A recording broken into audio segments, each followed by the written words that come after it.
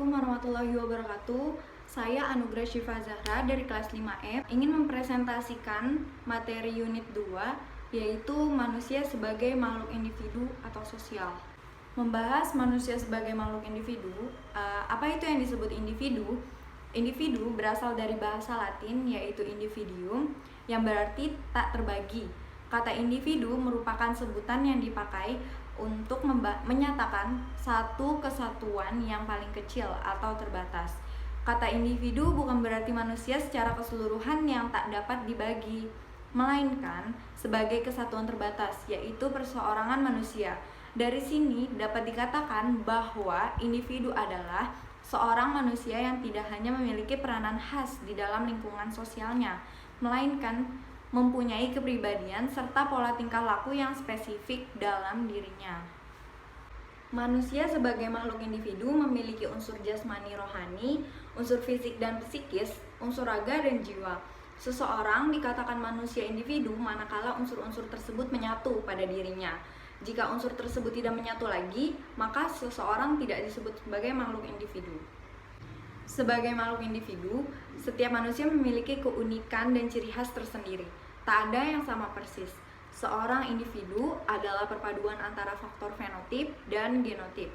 Faktor genotip adalah faktor yang dibawa oleh individu sejak lahir dan merupakan faktor keturunan. Sedangkan faktor fenotip adalah ciri fisik atau karakter sifat yang dipengaruhi oleh faktor lingkungan. Manusia sebagai makhluk individu merupakan pribadi yang terpisah, berbeda dari pribadi yang lainnya, karena memiliki sifat, watak, keinginan, kebutuhan, dan cita-cita yang berbeda satu sama lain. Tidak ada pribadi antara dua individu yang sama persis. Bahkan, anak yang dilahirkan kembar identik pun pasti memiliki watak dan karakter yang berbeda. Ada pandangan yang mengembangkan pemikiran bahwa manusia pada dasarnya adalah makhluk individu yang bebas dan merdeka, yaitu paham individualisme yang menekankan bahwa kekhususan, martabat, hak, dan kebebasan perorangan yang tidak terkait dengan masyarakat ataupun negara. Akan tetapi, pandangan ini tidak boleh terlalu digunakan. Pandangan individualisme jika terlalu digunakan, maka akan melahirkan paham egoisme yang hanya mementingkan diri sendiri di atas kepentingan orang lain. Jadi kesimpulannya adalah manusia sebagai makhluk individu dan makhluk sosial memiliki fungsi masing-masing dalam menjalankan peranannya dalam kehidupan.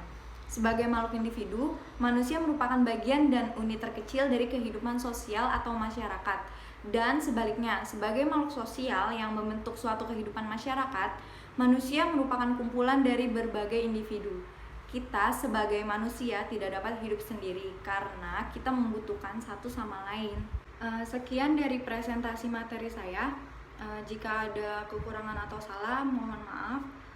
Terima kasih sudah menonton. Wassalamualaikum warahmatullahi wabarakatuh.